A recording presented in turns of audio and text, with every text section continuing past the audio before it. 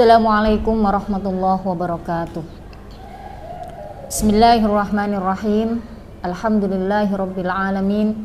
Wa bihi nasta'in wa ala umurid dunya waddin. Wassalatu wassalamu ala sayyidina wa maulana Muhammadin wa ala alihi wa sahbihi ajma'in.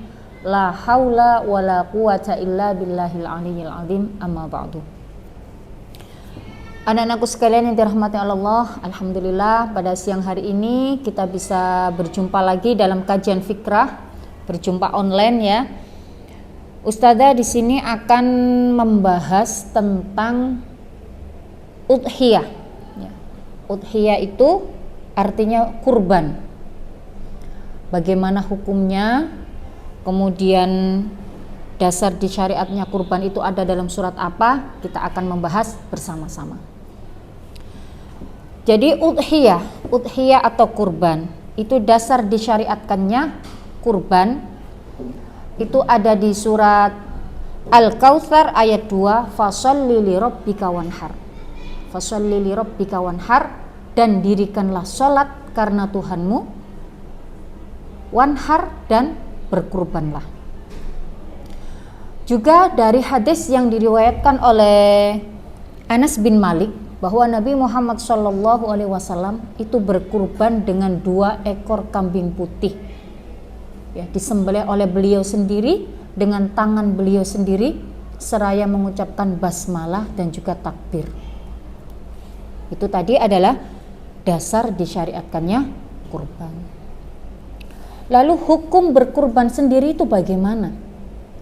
Hukum berkurban menurut Imam Syafi'i, ya, menurut madhab Syafi'i, bahwa berkurban itu hukumnya adalah sunnah muakkadah.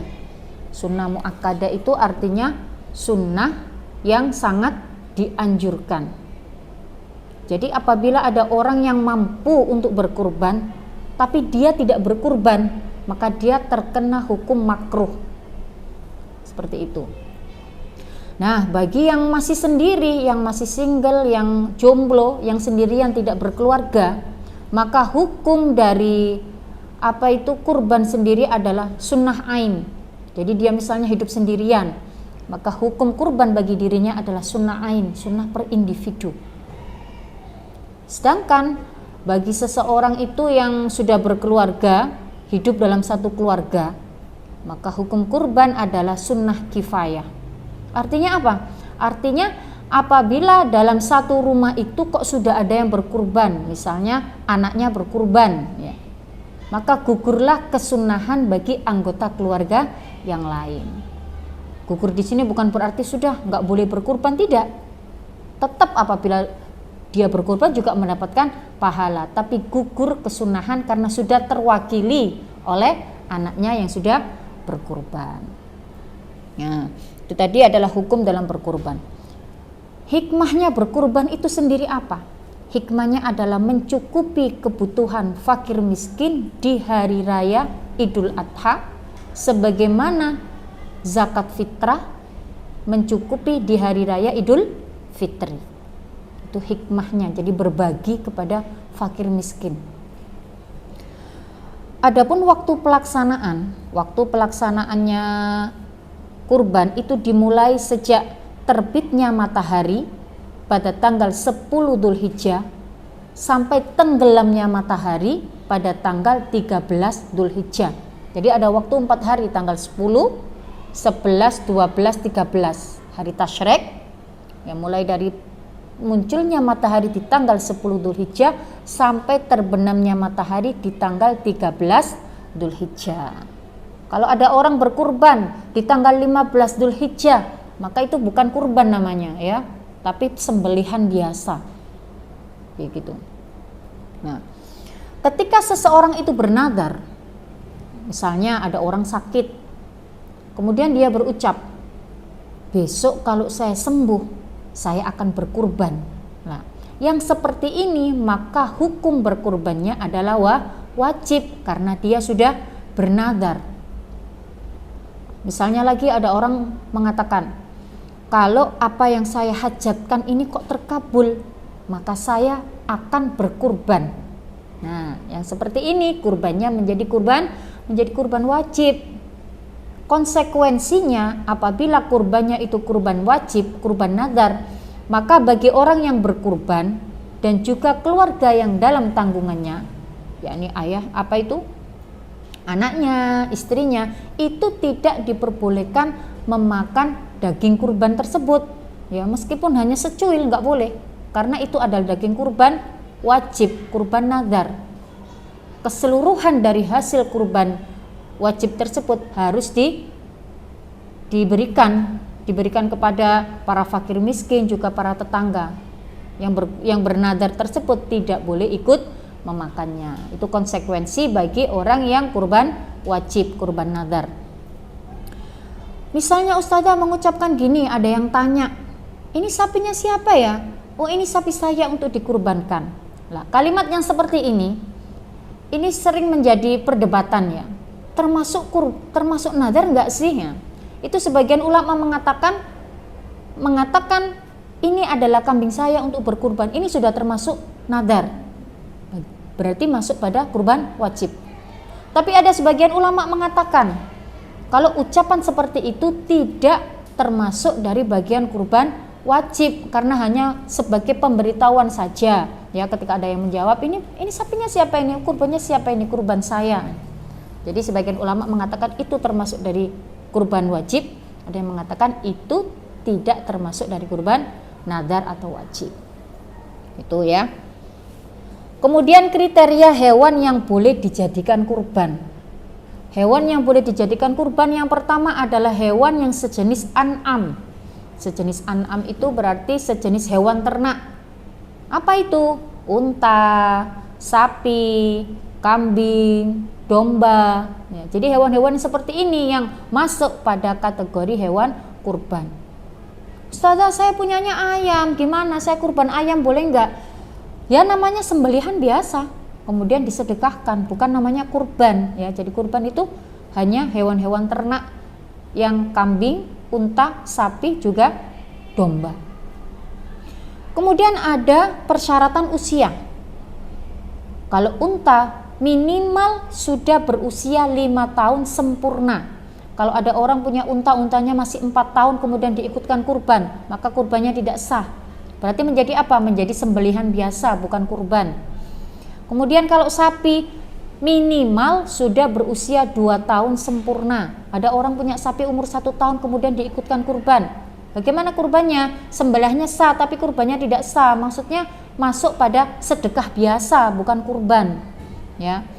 Kemudian kalau kambing itu ada kambing gibas, ada kambing kacang. Kalau kambing gibas itu minimal berusia 1 tahun sempurna. Kalau kambing kacangan itu ya, kambing kacangan itu minimal berusia 2 tahun sempurna. Gitu. Nah, kemudian lebih afdal mana ustazah, yang dikurbankan itu laki-laki jantan apa betina? Ya. Dalam riwayat disebutkan hewan yang dikurbankan itu lebih afdal adalah hewan jantan. Tapi tidak mengapa apabila ada orang kok kurbannya hewan betina, tidak mengapa, tetap sah ya. Asalkan hewannya tadi sudah memenuhi syarat usia juga dalam kondisi sehat ya. Hewan yang dikurbankan itu harus sehat. Artinya apa? Tidak sakit, tidak cacat. Kemudian kakinya pincang, tidak boleh ya, kakinya pincang. Kondisinya hewan yang dikurbankan itu harus dalam kondisi sehat, tidak boleh cacat yang bisa mengurangi kuantitas dagingnya. Ada hewan itu gatal-gatal, parah gatal-gatalnya, maka tidak diperbolehkan untuk diikutkan kurban ya. Atau kakinya pincang, atau telinganya ini enggak ada satu, atau matanya ini apa ini namanya, buta ya. Maka yang seperti ini termasuk pada hewan-hewan yang cacat. Sedangkan persyaratan hewan yang diikutkan kurban adalah harus kondisinya sehat. Tapi kalau hewan ini misalnya sobek telinganya, nggak sampai putus, itu tidak termasuk cacat ya. Misalnya sobek sedikit, itu tidak termasuk cacat. Yang termasuk cacat apabila telinganya benar-benar tinggal satu, atau dia buta, atau pincang, atau gatal-gatal, kurap. Kemudian hewan yang dijadikan kurban itu kondisinya harus normal, hayat mustaqirroh. Hayat mustaqirah itu maksudnya bagaimana? Jadi kondisinya itu harus sehat, tidak karena sekarat. Misalnya kemarin hewannya sehat, pas malam takbiran itu ternyata kejeglong jatuh, jadi dia sekarat. Kemudian pagi setelah sholat id disembelih, maka ini tidak boleh, ya, tidak termasuk di hewan kurban karena kondisinya bukan hayat mustaqirah, kondisinya tidak kondisi sehat tapi kondisi sekarat. Bagaimana Ustazah kalau yang seperti itu? Berarti itu masuk pada sembelihan biasa, bukan masuk pada sembelihan kurban, gitu. Ketentuan penyembelihan, ya, dalam penyembelihan itu juga ada ketentuannya anak-anak. Yang pertama harus menggunakan alat penyembelihan yang tajam. Alat penyembelihan itu apa saja sih? Ya pisau, kemudian pedang, parang. Ini kan semuanya alat penyembelihan, harus tajam. Kenapa? Biar sekali tebas itu meninggal. Jangan kalau tumpul itu kan kasihan, diokrok kemudian belum meninggal, diasah lagi. Nah itu gimana? Itu menyakiti hewan. Oleh karena itu disyaratkan alat untuk penyembelihan itu harus tajam. Yang kedua, bukan berupa gigi, bukan berupa kuku, juga bukan berupa tulang. Jadi benar-benar alat penyembelihan. Misalnya ada orang punya gigi tajam, ini alat saluran pernafasan saya gigit, ini sudah meninggal, inilah nggak boleh, karena persyaratannya itu harus menggunakan alat penyembelihan yang tajam, bukan berupa gigi, bukan berupa tulang, juga bukan berupa kuku, ya. Kemudian hewan itu disembelih dengan memotong saluran pernafasan juga dengan saluran pencernaan. Itu para jakal sudah tahu mana sih saluran pencernaan. Jadi di lehernya hewan itu ada saluran-saluran, oh ini menuju ke pencernaan, ini menuju ke pernafasan, itu ada, ya. Jadi yang dipotong itu adalah saluran pencernaan dan saluran pernafasan. Kemudian ketentuan orang yang menyembelih yang pertama adalah harus orang Islam. Maka penyembelihan orang Kristen, orang non-Islam itu tidak sah. Yang kedua harus tamyiz. Tamyiz artinya dia bisa membedakan mana yang baik, mana yang buruk. Itu namanya tamyiz. Yang ketiga harus berakal. Jadi sembelihannya orang Islam tapi dia tidak berakal, itu tidak sah. Di dalam penyembelihan ini anak-anak juga terdapat kesunahan. Kesunahan yang pertama adalah membaca basmalah. Kemudian yang kedua adalah membaca takbir 3 kali. Takbir 3 kali ini boleh dilakukan di depan sebelumnya membaca basmalah atau sesudahnya membaca basmalah. Bismillahirrahmanirrahim. Allahu akbar, Allahu akbar, Allahu akbar.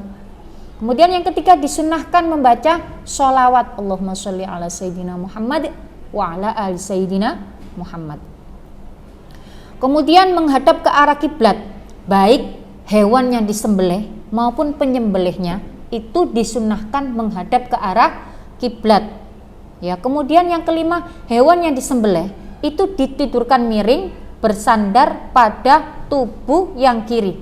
Ya, jadi gini, ditidurkan miring, kemudian kepala didongakkan ke atas. Gitu ya. Jadi kepala didongakkan ke atas dengan posisi tidur miring yang menempel di tanah itu anggota kiri. Ya, itu termasuk kesunahan. Lalu berdoa, Allahumma hadhihi minka wa ilaika fataqabbal.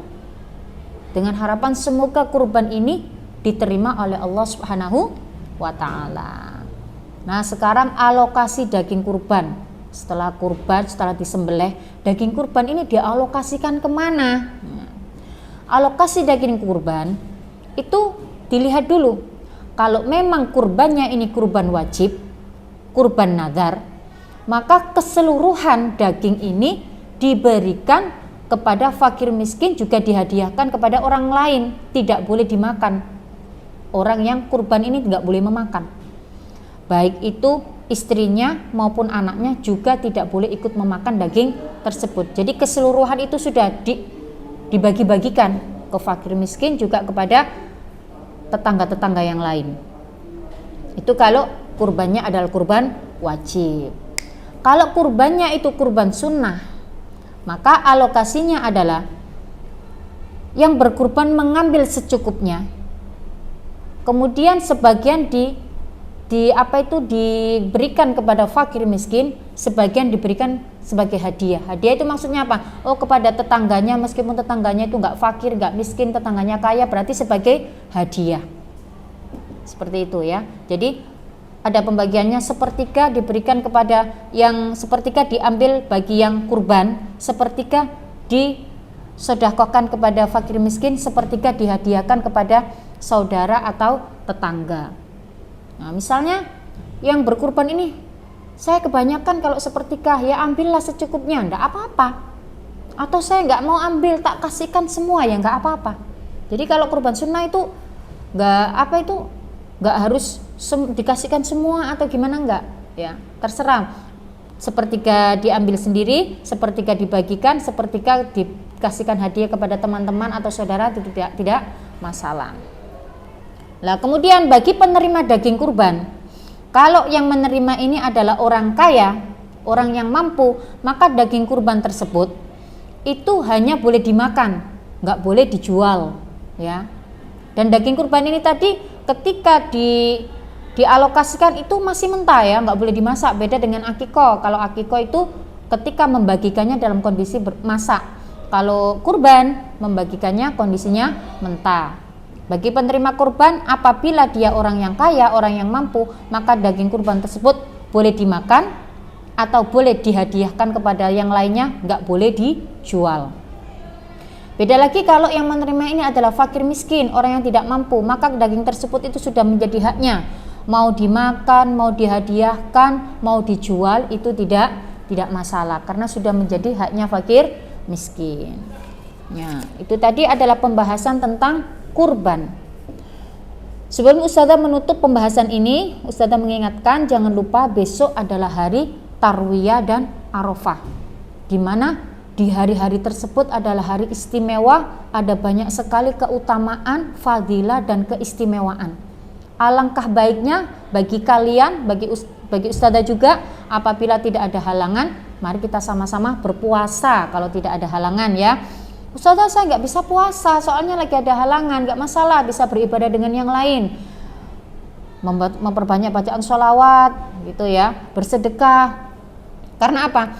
Karena ada hadis Nabi yang mengatakan tidak ada hari-hari yang lebih Allah sukai untuk beribadah selain di hari 10 pertama di bulan Dzulhijjah. Jadi ibadah di sini tidak harus berpuasa ya. Kalau nggak bisa berpuasa, bisa ibadah-ibadah yang lain, bersedekah, kemudian berbagi, kemudian apa? Membaca sholawat, membaca doa, berzikir gitu ya. Dan satu hari berpuasa di 10 hari pertama di bulan Dzulhijjah, satu hari puasa itu sama dengan puasa selama 1 tahun. Bayangkan kalau kalian puasa selama 9 hari, berarti diibaratkan puasa selama 9 tahun gitu ya. Nah, disunnahkan puasa Tarwiyah pada 8 Dzulhijjah, juga disunnahkan puasa Arafah pada tanggal 9 Dzulhijjah. Hadis riwayat Muslim dari Sayyidatina Aisyah, Rasulullah SAW bersabda, tidak ada satu hari pun yang Allah lebih banyak membebaskan hambanya dari api neraka dibandingkan pada waktu Arafah. Karena pada saat itu Allah Subhanahu wa taala itu berseru kepada para malaikat, wahai para malaikatku, lihatlah hamba-hambaku di hari Arafah ini, apa yang mereka minta pasti saya kabulkan. Nah, itu janjinya Allah di hari Arafah. Oleh karena itu perbanyak doa, perbanyak ibadah, perbanyak sholawat di hari Arafah. Apa yang mereka inginkan, kata Allah, pasti saya kabulkan. Nah, kemudian dalam hadis Hasan dari sahabat Qatadah, Rasulullah SAW bersabda, puasa di hari Arafah itu bisa menghapuskan dosa setahun yang lalu dan dosa setahun yang akan datang. Dalam kitab itu disebutkan, ya, dalam kitab disebutkan bahwa para ulama ini memaknai dawuhnya Kanjeng Nabi ini adalah yang dimaksud menghapus dosa yang telah lalu itu adalah kemungkinan adalah dosa-dosa kecil. Jika tidak, maka meringankan dosa-dosa besar. Jika tidak, maka akan terangkat derajatnya. Dan yang dimaksud dari hadisnya Kanjeng Nabi, apa itu? Diampuni dosa-dosa setahun yang akan datang, itu para ulama memaknai adalah dengan terjaganya kita dari perbuatan-perbuatan dosa di dalam 1 tahun yang akan datang. Wallahu a'lam bishawab. Demikian anak-anak yang bisa Ustazah sampaikan. Mohon maaf apabila ada salah kata. Wabillahi taufiq wal hidayah wal ridha wal inayah. Wassalamualaikum warahmatullahi wabarakatuh.